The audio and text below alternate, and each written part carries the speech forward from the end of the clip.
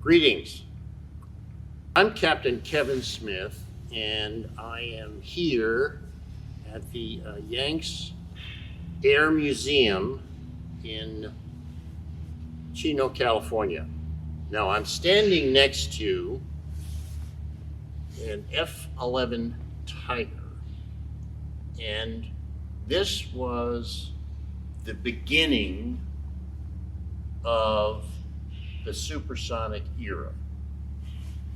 This aircraft happens to be the first supersonic aircraft ever built. Now keep in mind that there were some experimental airplanes that preceded this airplane, but they weren't production airplanes. They were experimental, and they were powered by rocket engines, and they were dropped from motherships. And there was a lot of testing done. Chuck Yeager was one of the test pilots for that effort. And it was a concerted effort that this country was involved in with respect to supersonic flight. As it turns out, the F-11, as I said, was the first supersonic airplane. It was a remarkable achievement in lots of ways. I was fortunate enough to fly this airplane. This happened to be the first fighter aircraft that I flew as a Navy fighter pilot and as a Top Gun pioneer. This airplane was capable of about Mach 1.2, and it carried 2 missiles, and it also had 4 guns. You can see the gun emplacement here. There were 4 20-millimeter cannons, we call them.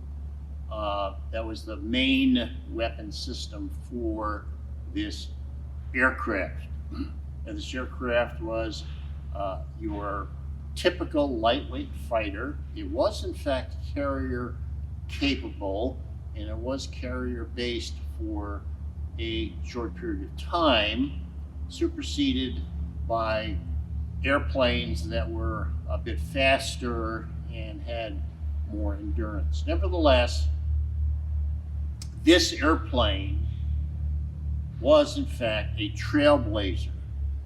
I flew it in primarily in what we call the air-to-air gunnery program, where we had to learn and become proficient in air-to-air combat engagements in which we were employing the guns equipped in this airplane. They were internally mounted.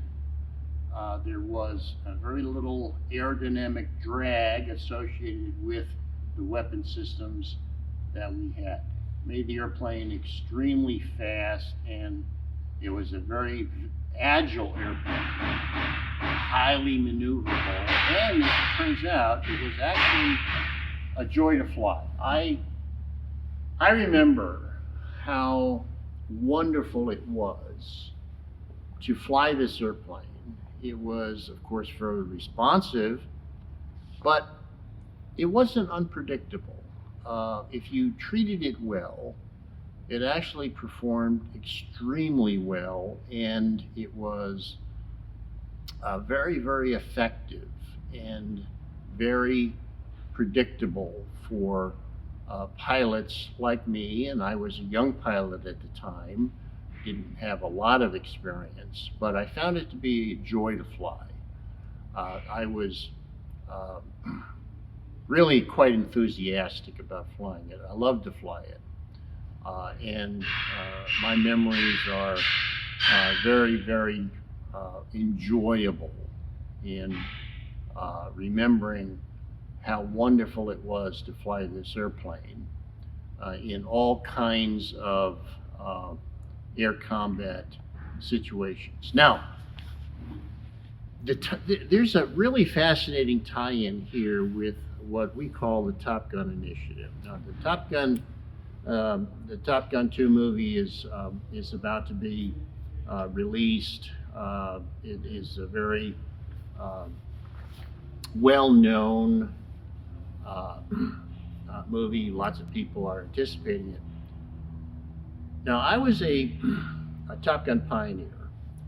The name of my book is called Sonic Warrior, Stories of a Top Gun Pioneer. And that book is in production right now, and it should be available for sale sometime, I would imagine, early part of 2021. But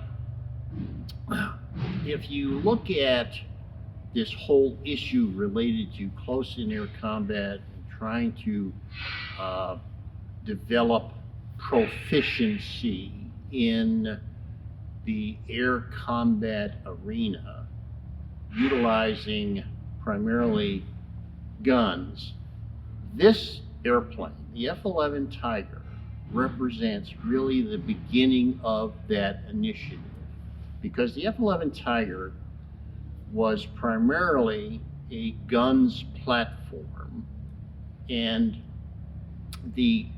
our involvement in it, the reason why I was flying this airplane was to learn and gain proficiency in what we call air-to-air gunnery maneuvers and air-to-air gunnery training. This airplane began the whole effort in which we were trying to develop and improve our capabilities and proficiency in air-to-air gunnery, flying high supersonic, high subsonic, and supersonic aircraft. This was the beginning of that era. This marked the beginning. And that's one of the most fascinating things about this airplane and about aviation and about supersonic flight.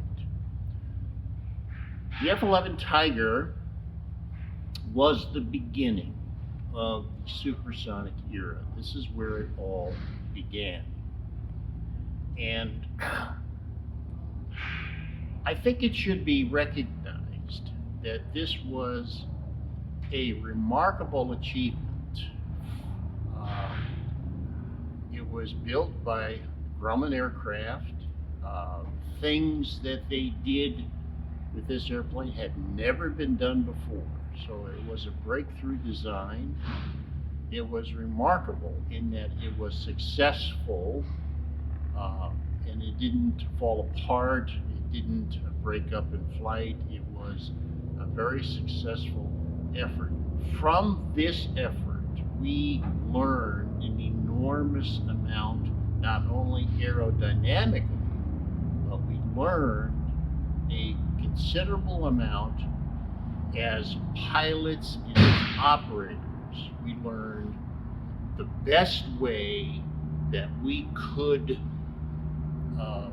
perform in this high subsonic and supersonic regime in which close-in air combat was the order of the day, was going to be the decisive element in any combat operation for the foreseeable future.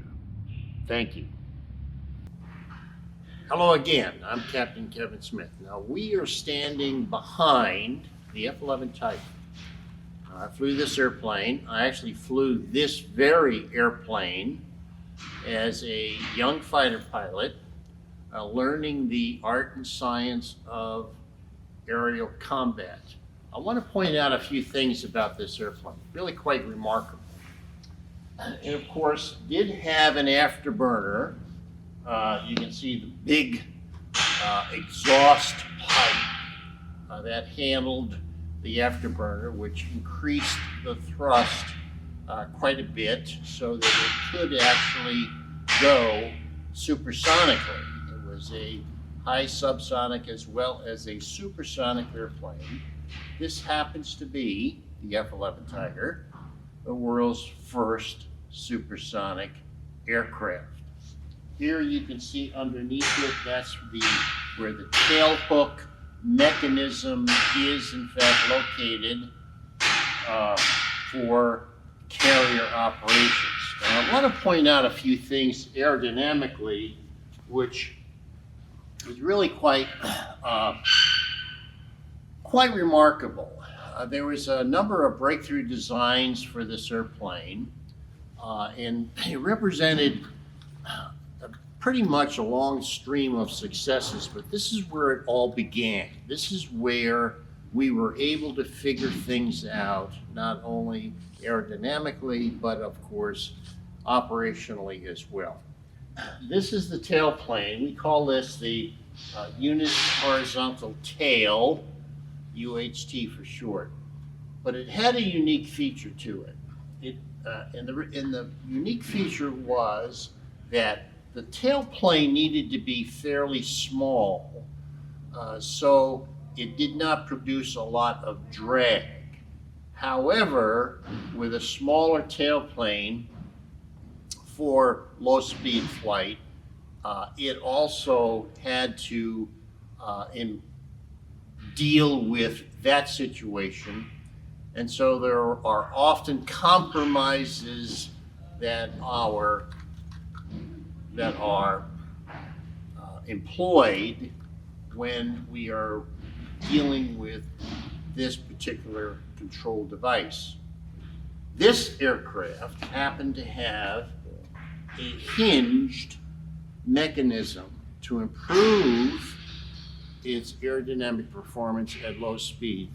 But this hinged mechanism did actually not come into play until a landing gear was lowered, and it operated some mechanical devices and unlocked this panel here that you can see, which then enabled it to perform better during low speed flight. During high speed flight, of course, we want to have this panel locked so that this whole mechanism here moves as a single piece. Now come around here. I want to show you something else. This is the wing. This is a rather remarkable wing. It is a supersonic type of wing. It was a brand new idea that was developed by what we call a forerunner of NASA, but NASA had built a supersonic wind tunnel, and from those experiments, the industry, in this particular case, Grumman Aircraft Corporation, was able to come up with a rather remarkable wing for this particular airplane. This is a very thin wing. It's got a wing sweep of about 25 degrees.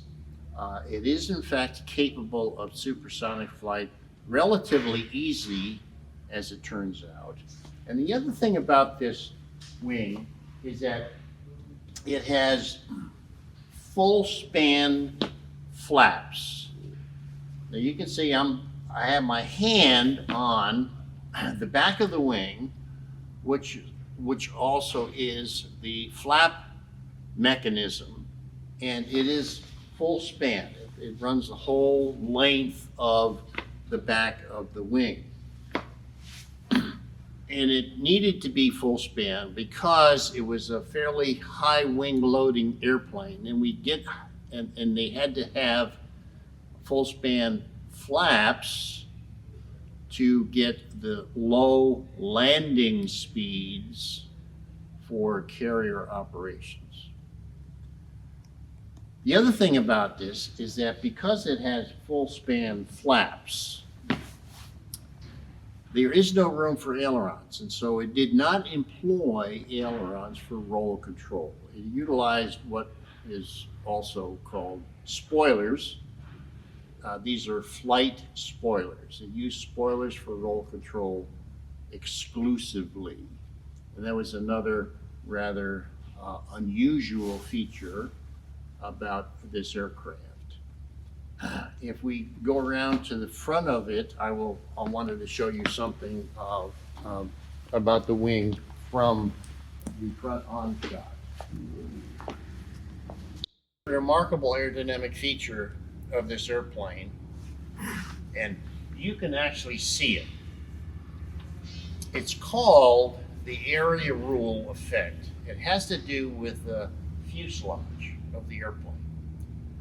And the area rule effect is also known as the Coke bottle effect. The area rule effect was originally developed by NASA. Whitcomb was the aerodynamic expert who came up with this idea. It was one of his inventions. And what it is you can see that as the fuselage comes back toward the wing, the fuselage becomes narrower. It becomes skinnier. During that place where the wing and the fuselage join together. This is called area rule. This is the first airplane that ever employed this particular aerodynamic feature. And as it turns out, it proved to be amazingly effective. It was one of those great innovations in the area of flight, a major innovation. It allowed aircraft to go supersonically much easier, utilizing less power. This airplane employed it, and it did so in a very remarkable way. Now, come around here, I want to show you the leading edge of this. I want to show you another feature of this airplane, and this is a remarkable achievement because it's the first airplane to employ such aerodynamic refinements. This is the leading edge of the wing. Now, notice something rather remarkable. The leading edge of the wing is very thin. This is a very thin design, which of course is necessary for supersonic flight. So we want to have a relatively thin cross section of the wing. We also want the leading edge to be fairly sharp, which it is. You can see that it's the thickness of the wing is not very much. It's a very thin wing design. It's also swept. It's a swept wing, swept 25 degrees. There is, in fact, this thing is called a stall fence. And one of the things that, one of the reasons for this particular aerodynamic device is to improve its handling characteristics during low-speed flight. It was not necessary for high-speed flight, but it was in fact necessary for low-speed flight. And that's one of the compromises that had to be designed into this airplane. So it needed to be stable during low-speed flight, and that's one of the ways that they were able to achieve the necessary stability. Notice here that we have the landing gear. It's a fairly large landing gear. It is large and big in terms of its ability to be able to handle carrier landings, and that's one of the design features of this airplane. You can see that it had some speed brakes. What is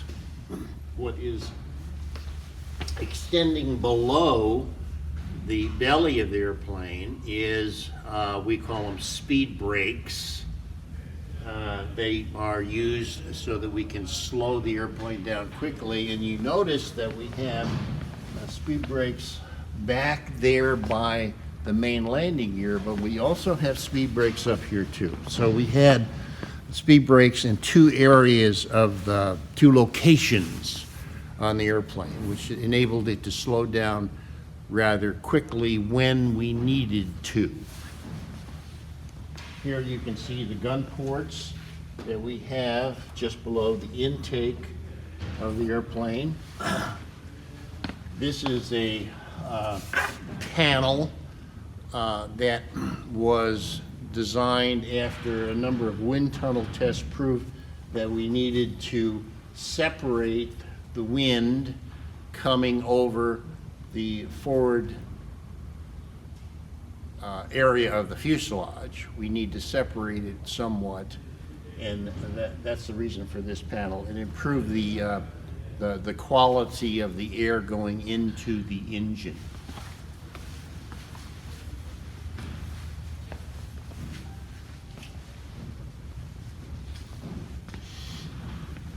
Here you can see from this perspective, if you can come over here, and if you can see from this perspective, you see how this area, I talked about the area rule fuselage. See how the air, the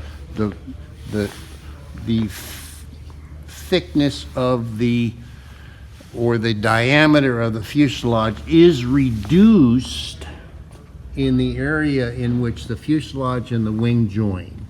You can see that rather remarkably. And it's the first airplane in the world to employ that kind of aerodynamic feature, which enabled it to fly supersonically relatively easily.